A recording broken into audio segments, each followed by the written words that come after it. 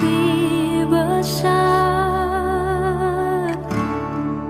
Tuhanku terlebih besar.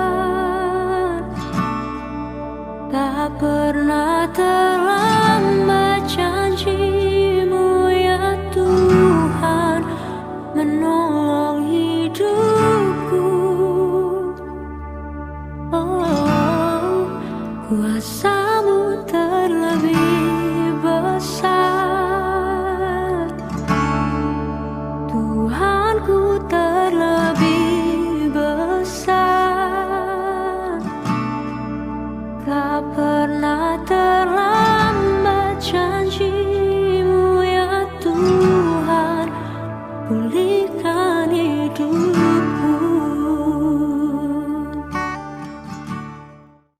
Shalom, selamat pagi Bapak Ibu, saudara-saudari yang terkasih di dalam nama Yesus Kristus. Selamat berjumpa kembali dalam Sapaan Teduh GBKP Klasis Jakarta Kalimantan. Sebelum kita mendengarkan apa yang menjadi Sapaan Teduh pada hari ini, mari kita satukan hati kita bersatu di dalam doa. Bapa kami yang di surga, Bapa yang kami sembah di dalam nama Yesus Kristus, kami sungguh bersyukur buat segala berkat dan penyertaan-Mu dalam kehidupan kami, yang mana Tuhan kami sudah beristirahat tadi malam dan sudah dibangunkan di pagi hari ini. Kami akan memulai segala aktivitas kami Tuhan, apa yang menjadi perencanaan kami. Tapi sebelum dari itu semua, kami mau dengaran akan firman-Mu, agar firman-Mu ini boleh menjadi kekuatan, penuntun juga dalam kehidupan kami. Oleh karena itu Bapa, firmanlah di dalam nama Yesus Kristus, kami sudah siap mendengarkannya. Amin. Hagai 1 ayat 14 yang menjadi sapaan teduh kita pada pagi hari ini, dan firman Tuhan berkata demikian kepada kita. Tuhan menggerakkan semangat Jerubabel bin Sealtiel, Bupati Yehuda, dan semangat Yosua bin Yosadak, imam besar, dan semangat selebihnya dari bangsa itu. Maka datanglah mereka lalu melakukan pekerjaan pembangunan rumah Tuhan semesta alam Allah mereka. Demikian pembacaan firman Tuhan kita.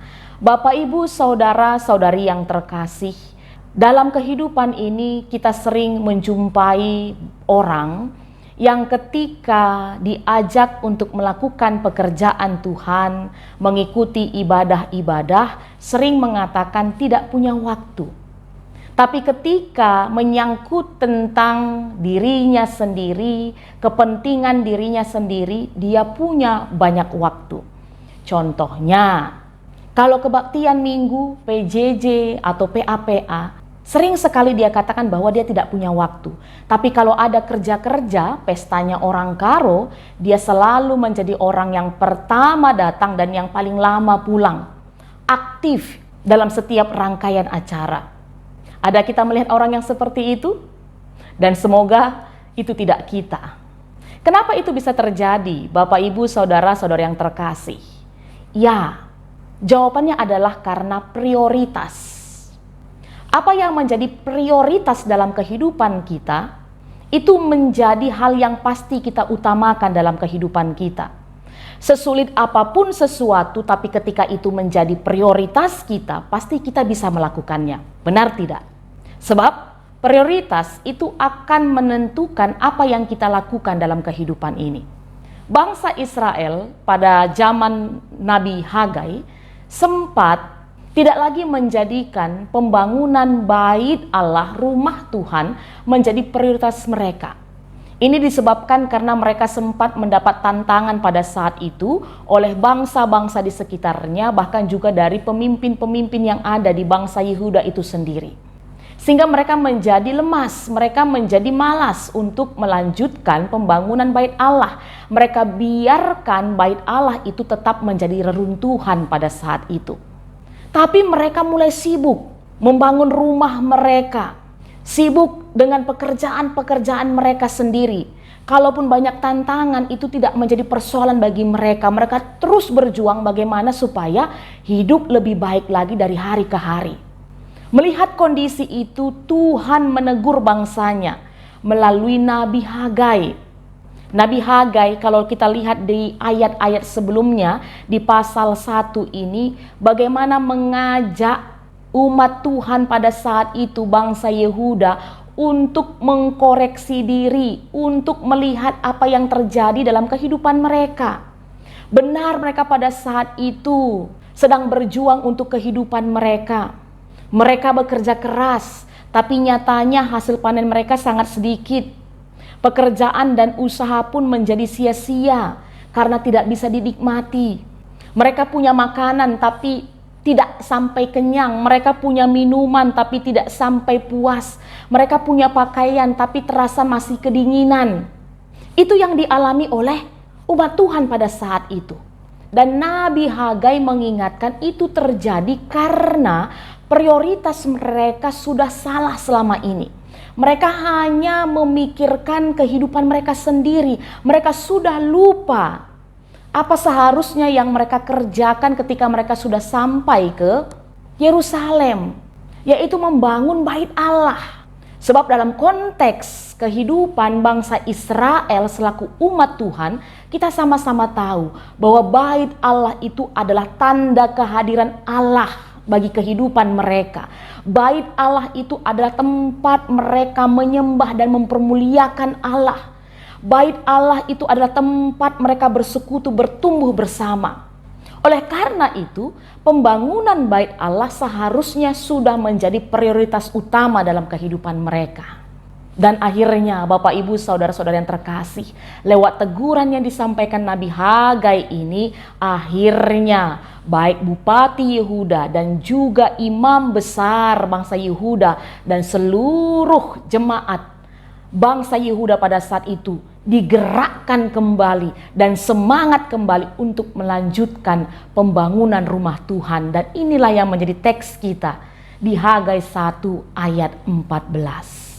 Ya, saudara yang terkasih, teguran Nabi Hagai ini tidak hanya sampai kepada umat Tuhan pada saat itu, tapi juga kepada kita saat ini, setiap orang percaya, anak-anak Tuhan, warga GBKP dimanapun kita berada. Coba cek dan recheck, apakah yang selama ini menjadi prioritas dalam kehidupan kita? Diri kita kah? Pekerjaan kita? Karir kita? Keluarga kita? Uang masuk kita? Kesehatan kita? Apa yang selama ini menjadi prioritas kita?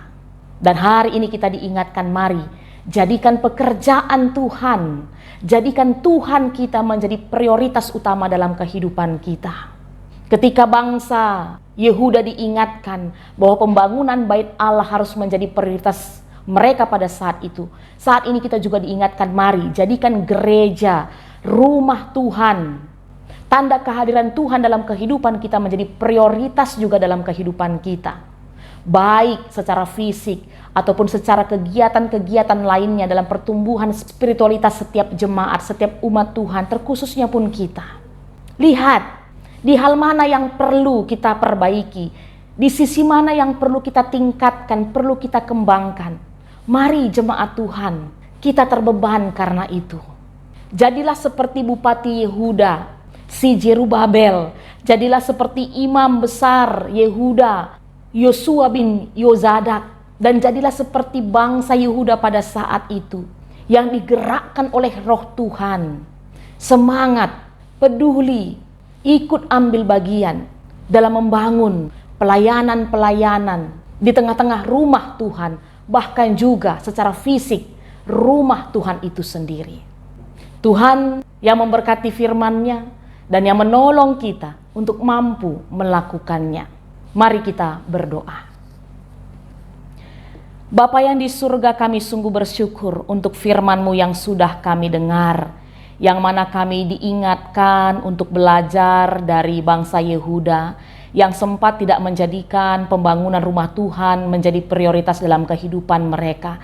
Dan akhirnya mereka tidak bisa menikmati apa berkat-berkat Tuhan dalam kehidupannya. Tapi ketika mereka berubah, mereka bertobat, dan menjadikan bahwa rumah Tuhan menjadi prioritas kehidupan mereka, akhirnya berkat-berkat Tuhan melimpah dalam kehidupan mereka. Oleh karena itu Bapa, ingatkan kami setiap anak-anak-Mu untuk terlebih dahulu mencari kerajaan Allah, maka semuanya akan ditambah-tambahkan dalam kehidupan kami. Terima kasih Bapa. Pada kesempatan ini kami juga mau naikkan syafaat kami buat anak-anak Tuhan yang ada di GBKP Runggun Cijantung. Kami berdoa buat hamba-Mu pendeta kami bersama dengan keluarga. Kami juga berdoa buat BPMR dan seluruh majelis, pertua diaken maupun emeritus yang melayani. Bahkan kami juga berdoa buat seluruh pengurus-pengurus yang ada di tengah-tengah gereja-Mu Tuhan, baik pengurus kategorial, pengurus PJJ, dan juga kami berdoa buat guru-guru KKR dan seluruh jemaat Tuhan, agar kiranya tetap dalam kondisi selalu mengandalkan Tuhan dalam kehidupan mereka.